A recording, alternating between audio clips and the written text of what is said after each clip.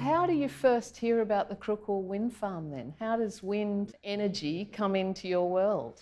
In 1996, the first grid-connected wind farm in Eastern Australia was built right next to our property. So about 5 or 6 years after they built this wind farm, in 2001, my cousin and I were approached by a wind farm developer, an early stage developer, to see if we were interested in hosting wind turbines on our land. So 18 months later, after we'd been to lawyers and got some advice and understood what we were talking about in relation to wind energy, we ended up signing an agreement for lessen and lease 2004, I think it was. At that point, we were just starting to go into the millennium drought, which was the next drought. It was longer than the 80s drought, but it wasn't as intense as the 80s drought. And we knew that we were staring bankruptcy in the face.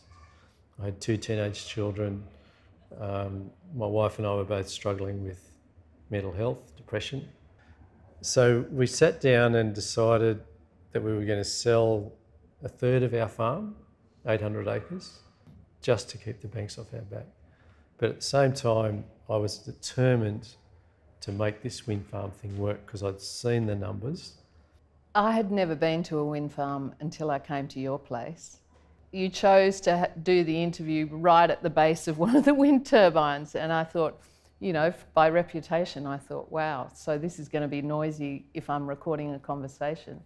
It actually wasn't that noisy. And then we sit at your kitchen bench and I could see the wind turbine out your kitchen window. What's the usual reaction of people who've never been? Because it shocked me how quiet they were. The usual reaction to people that actually come and experience the turbines, the reality of them, and they're big as you saw, is awe and wonderment, and I call them majestic. The fact that you can put up a wind turbine on an area about half the size of a rugby field that's going to generate enough electricity to power 2,000 houses in a year and have virtually no impact on the agricultural capacity of my farm or any farm speaks for itself, really. And that's why it's a no-brainer for me. That's why I really encourage anybody that's in the area that rings me to come and have a look and experience that. In the face of the political wars around climate change, you get together with a bunch of farmers in the Blue Mountains, I think in 2015. And that's interesting to me that obviously there was a level of frustration there to bring those people together. So talk to me how Farmers for Climate Action was born.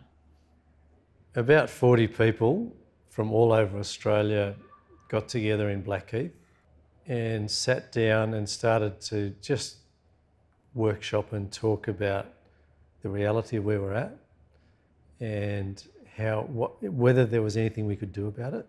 We came up with the name Farmers for Climate Action, and if you think about that, we chose that name deliberately because we wanted to put a stake in the ground about this is serious. Not all farmers think like Neanderthals.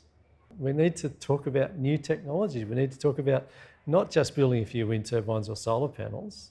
We need to change the structure of the energy system in this country. So you've had this impact with, on the climate debate, and it really has impacted as well the debate around how we use land. There is still this worry about the competing uses of land between, solar panels, wind turbines, food production.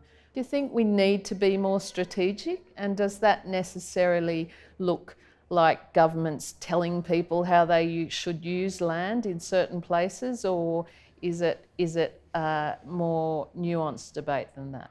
I don't think we can be any less strategic than we are now. There is no plan, there is no strategy about where the wind turbines go, the solar panels go, or how we manage our landscapes. I think the awakening in relation to landscape management happened with the bushfires in 2019. We've been given this opportunity to create a future, not just for you and me, for our children and our grandchildren and the whole planet, really. If Australia get it right, We'll be the first country on the planet to have anything like a cognizant climate policy, including 100% renewables by 2035, stuff like that. Agriculture being carbon neutral by about the same time frame, 2035, 2040. You've just turned 65, and I know you're going to live at least till 95. Thanks, Gab. So 30 years, 3 decades, 30 harvests. What do you want your legacy to be? You've had this massive impact already on climate leadership in rural communities. What do you want your legacy to be? My legacy, I think, I'd like to think that the myth of the Australian farmer, as in the man from Snowy River rounding up a few brumbies in the Snowy Mountains,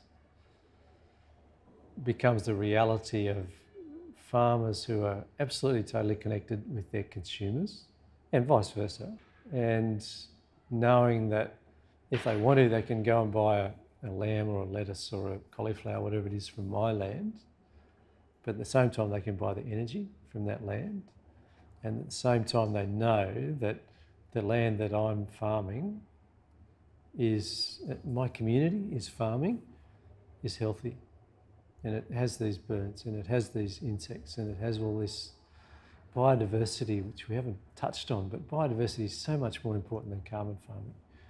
Biodiversity is critical, and the worse the climate gets, the more important it is.